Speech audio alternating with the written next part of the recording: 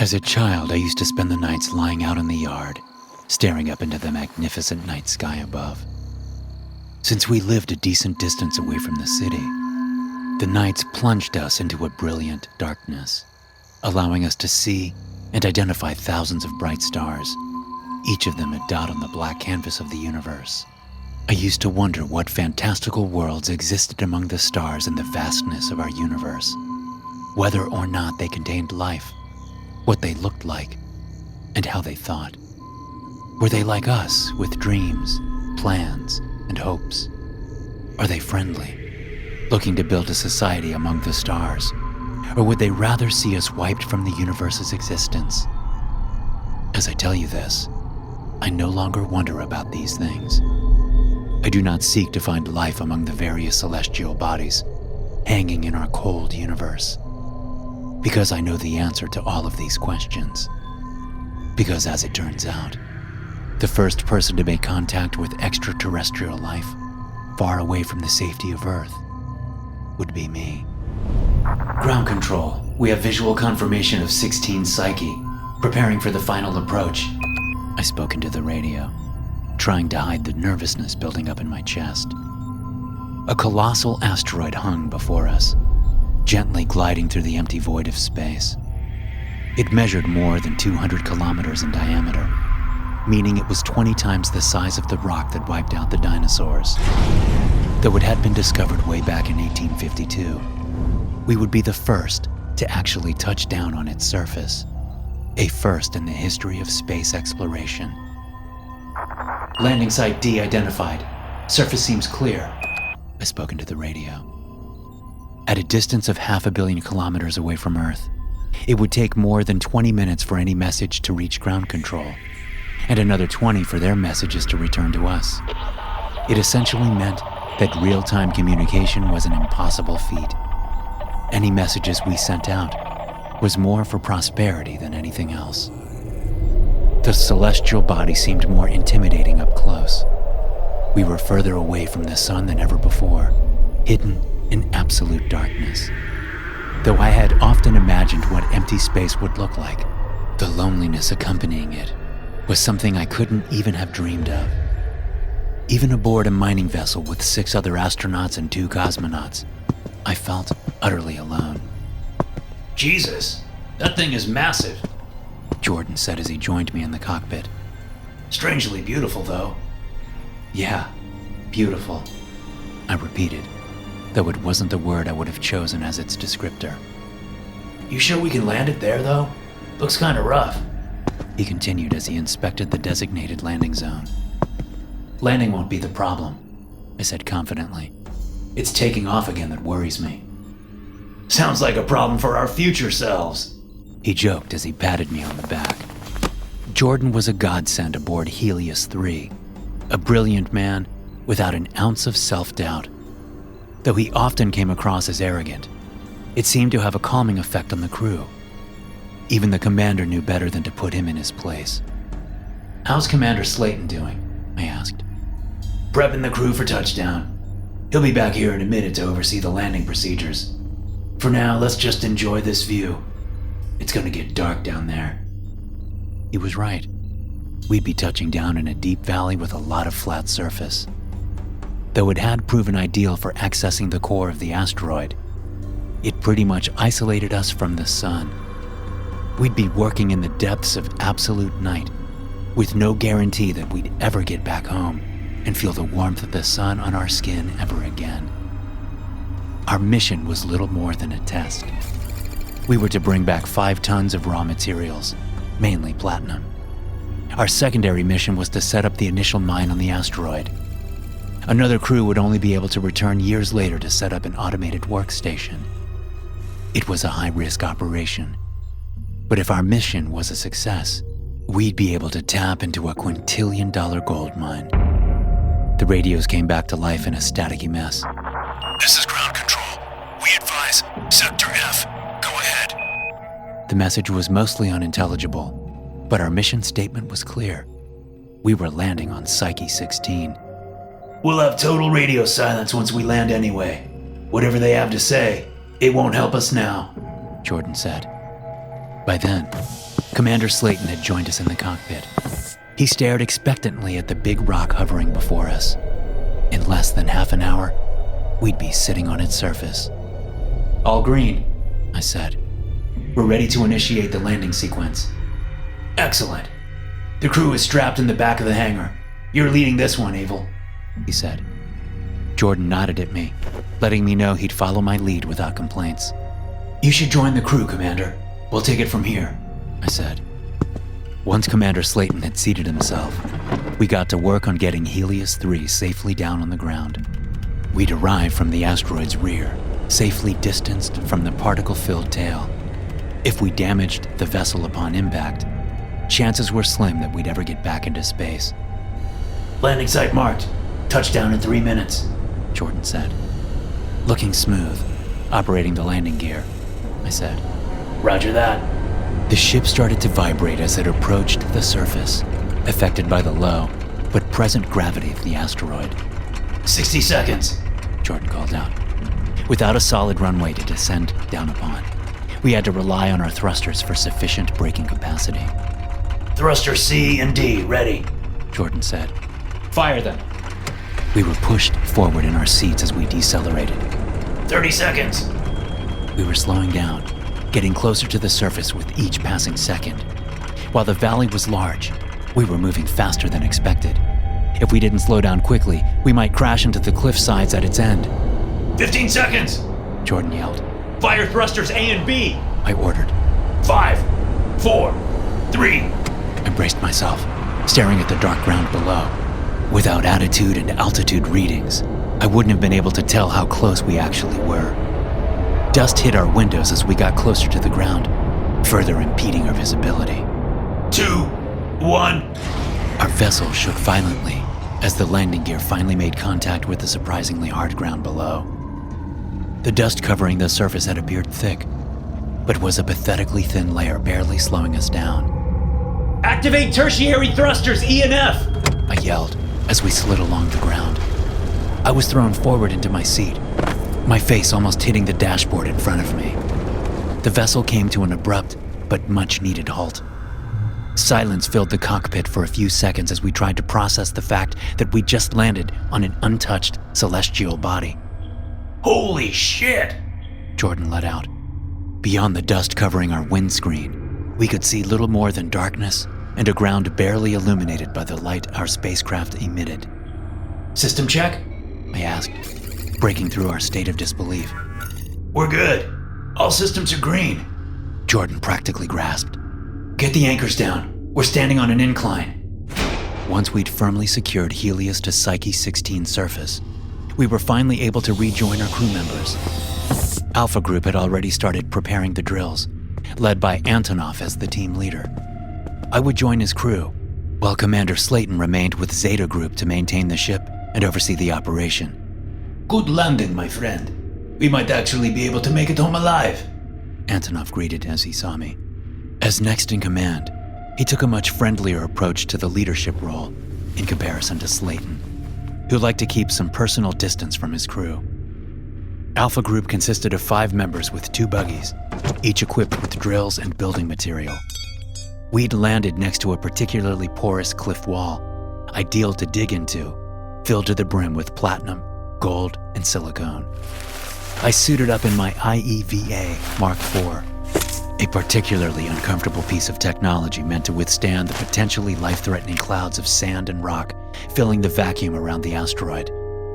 Made out of various composite metals, it weighed too much to be viable on Earth, or even the Moon, but on Psyche 16 it was merely uncomfortable. At least we'd be kept safe from any potential threats on the surface. Ready to make history? Antonov asked as gleefully as ever. We gathered within the vehicles, 2 asteroid rendezvous excavation spacecrafts, colloquially called Ares.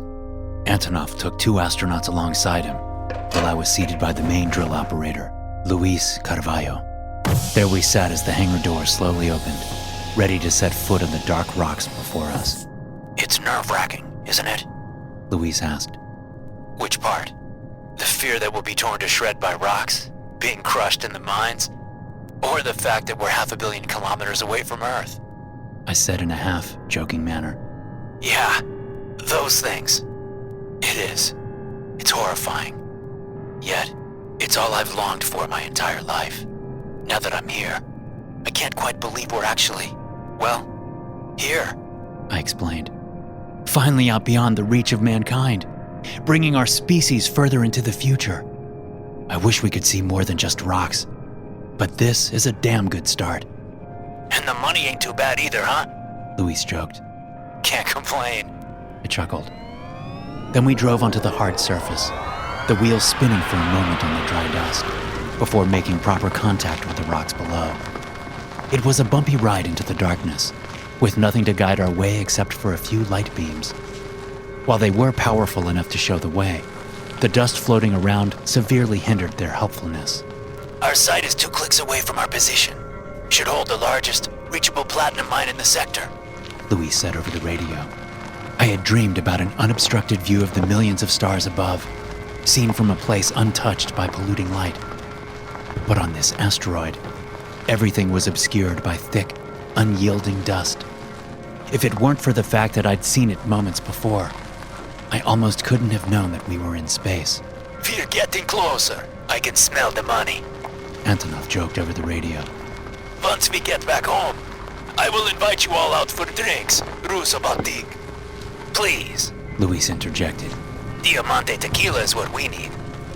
We spent a couple of minutes listing expensive drinks from our various home countries, trying to brighten the mood. We were all excited to be on a historic mission, but there was an undeniable tinge of nervousness polluting the spirit of our crew.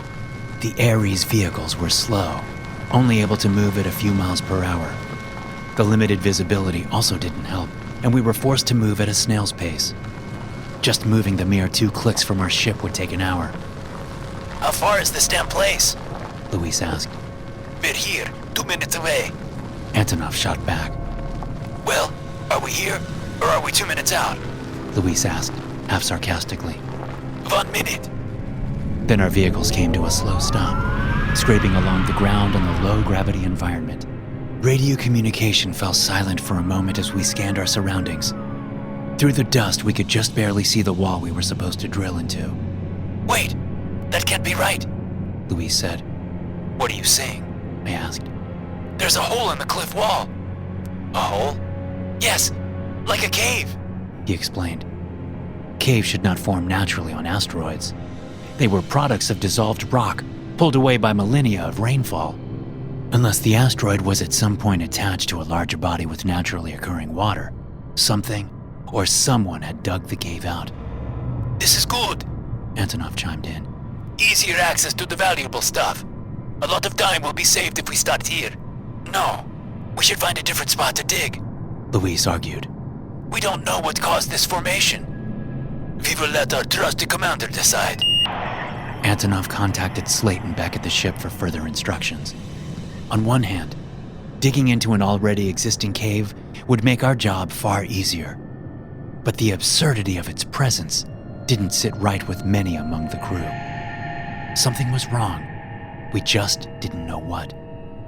Proceed, we heard Slayton say over the radio. Confirm its structural integrity. Then find a spot to set the drills up. Roger that. Antonov responded gleefully. Leonard, Sandra, unload the drill. Luis, Abel, you are coming with me for prospection.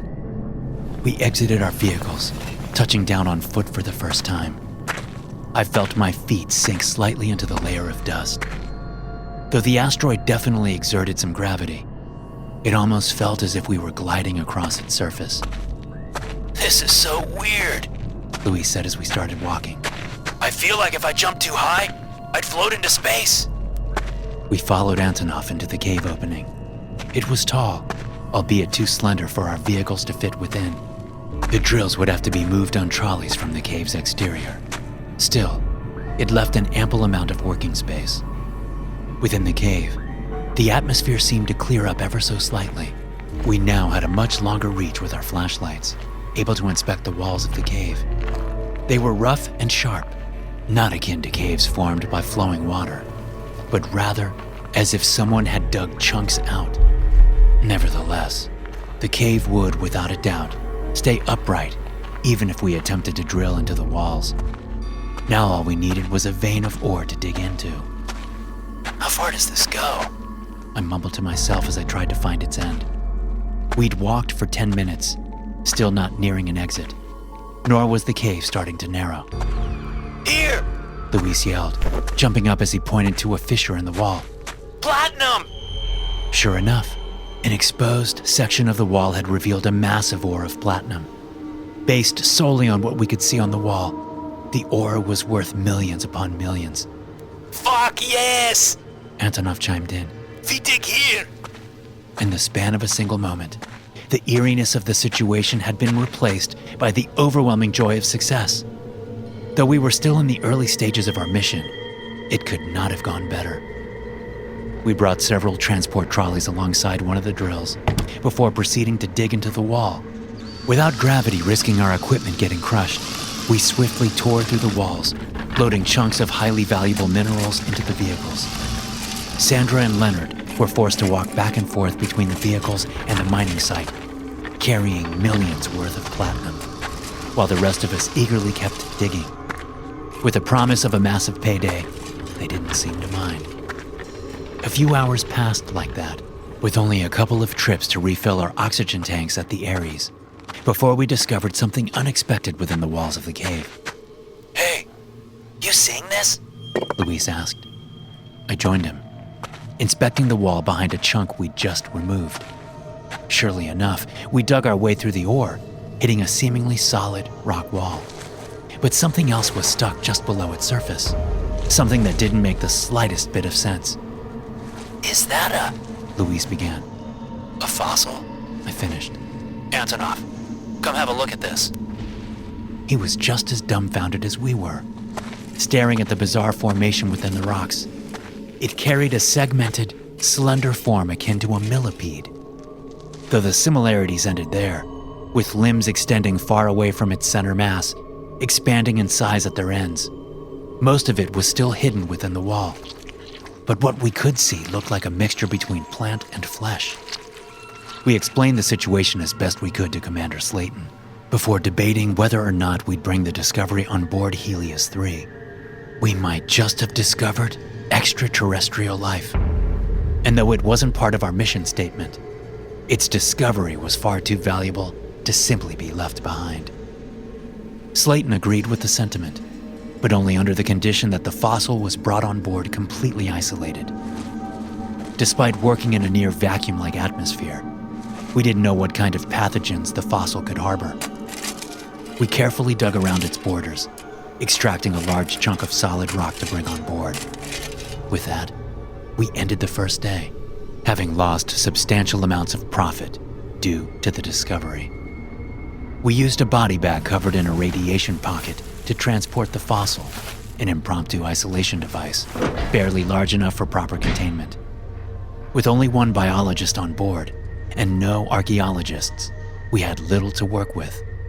Our biologist, Sofia Makarova, had been brought on board to study low gravity's effect on plant-based life. Slayton decided to store the specimen within one of the airlocks, meaning it could be safely ejected in case of contagion. It was the closest thing we had to a proper isolation chamber, seeing as our vessel hadn't been designed to study extraterrestrial life. Further analysis would take place back in properly equipped facilities on Earth. What was important was to keep the environment as oxygen-starved as possible, as well as mimicking the temperature to the best of our abilities. That night was filled with an unnatural sense of unease. Without a sun to regulate our circadian cycle, the time of day didn't feel all that important. If not for the clock telling us the actual time, we would have been driven to madness. I lay awake wondering what kind of life we'd stumbled upon. Was it life driven purely by instinct? Or did it contain signs of intelligence and intentional behavior? How had it ended up on an asteroid? Was it dangerous? When morning arrived, we were all quickly rushed to our vehicles. The time we'd lost the day prior meant we'd be forced to rush and catch up. Even with the discovery of an actual biological entity, the company was run based on capitalistic greed. Any loss in revenue had to be explained. Slayton worked on a message to be sent back to ground control, but it couldn't be sent before we took off away from the asteroid. Little was said in those early morning hours, and though no one spoke openly about it, I knew where our minds were at. We ran mostly on autopilot, working together as a well-oiled machine, but in silence. Hours passed as we loaded up the vehicles with our much-desired platinum, filling each of them in record time. It wouldn't be until midday before the silence was finally shattered by a frantic Antonov calling for all of our attention. This cannot be real. What the hell is this place? He said, mostly to himself. We joined his side, where our drilling had just caused a whole layer of ore to fall off the cave wall. Behind it, we found a dozen more fossils fused with the dark rock. They were all similar to the fossil we'd brought on board, just varying in size and number of limbs. There were no visible ends or beginnings to the creatures, but rather a mass of plant-like flesh encased in stone. Despite the brilliantly horrific nature of the creatures themselves, that's not what scared us the most. No, because the rock they had been fused into didn't match the surrounding minerals. It looked like the fossils had been carried from a different constellation of stone, not found on the asteroid. It was as if someone had put them there. We are not digging here anymore, Antonov ordered. Agreed, Louise said. I couldn't fault them for wanting to cease mining operations. The risk of biological contamination had become too great a risk for us to continue. But in the end, only Commander Slayton could make that decision. I will call Slayton. Feel free to stay here with these monsters, Antonov said as he headed for the cave exit. We all followed, none wishing to stay behind with the strange creatures trapped in the wall. Slayton, are you there? Antonov called as we neared the exit. No response. Slayton, answer the fucking radio. He called again. Still nothing. We had established contact with the ship, but only silence was heard from the other end. Either they were experiencing communication errors, or something had happened back on board Helios. Anyone, please respond, Antonov continued, getting more desperate with each call. Fuck this. We are going back. Everyone, get to the vehicles. Fear arose among the crew as we boarded our vehicles. Luckily, our extensive training kept us from freezing in place despite the panic. A few staticky sounds emerged from our radios, coming from Helios 3. Slate, the thing, out, dead, the broken message said. It was Jordan's voice, and he sounded hurt. Though the message was barely intelligible, it was enough to warn us of the extreme danger of returning to Helios. What are we going to do? We can't go back there, Louise said. Do you have another idea? Antonov shot back. Where are we going to go, huh? People might be hurt, but we have to help them, regardless of the risk. Sandra interjected. Hurt? They are dead. You heard the message? Louise said, fear evident in his voice. Jordan isn't. We pushed the Ares vehicles to their limit, but even then, their wheels couldn't propel us forward much without the gravity necessary to do so. On the way, we attempted to establish radio contact with Helios to no avail. The comms were dead, returning an unending mess of static. An hour would pass before we finally reached the station. The hangar had already opened and been lowered, allowing us quick access into the airlocks. Once inside, we remained in the vehicles, checking the area for any sign of hostile entities. Wait here, Antonov ordered as he exited his vehicle. He walked over to one of the locked containers in the corner of the ship, typed in an override code to open it, revealing a handful of weapons stored inside. I didn't realize the ship was armed, Louise gasped. My guess is you weren't supposed to, Sandra chimed in. With a rifle and a flamethrower in hand, Antonov went from door to door, clearing the area before allowing the rest of us to exit our vehicles. Slayton did not touch the guns, Antonov said. That is a very bad sign. What now? I asked. Grab weapons. Follow me, Antonov ordered. From the hangar, there were 3 hallways leading further into the ship. The main door led to the bridge, while the other 2 led to the laboratories and barracks, respectively. The labs have been locked down, Leonard said. It does not matter. We are going to the bridge, Antonov said. From the bridge, we could monitor and control the rest of the station, as well as track the crew via their neural implants. If anyone was still alive, our best shot at helping them would be through there. Antonov and Sandra both had extensive military training, leaving them to lead us towards the bridge. We held our breaths, listening for all and any sounds. Other than the life support systems humming in the background and the sounds of our light footsteps, we were drowning in silence. Within the bridge, we were met with a blood-covered panel, chunks of what could only be human flesh and mangled comms. Jordan sat on the floor, hidden behind his chair, seemingly unconscious. Abel, check on him, Antonov ordered. I did as commanded while the rest of the team secured the wound. Jordan had a chunk missing from his flesh, with a gaping wound bleeding profusely. No major organs were affected. However, one artery seemed to have been damaged. He needed immediate medical attention if he wanted to stand a chance. Jordan, wake up. Come on. I said as I slapped him gently on the cheek. It hurts, he groaned, still not opening his eyes. It's not that bad, I lied. We're gonna fix you right up. Abel, he said as his eyes finally opened to meet mine. They're dead. Slayton, Lance. What about Sophia? I asked. She led it away and gave me a chance to call for help, but not before it took a chunk out of me and smashed the comms. We should have known, Abel. We should have known it was alive. Jordan fell unconscious once more, just as the rest of the crew got to work on searching for any other survivors. Sophia's alive! Leonard let out in shock. She has herself locked inside the laboratories. Do you see the creature?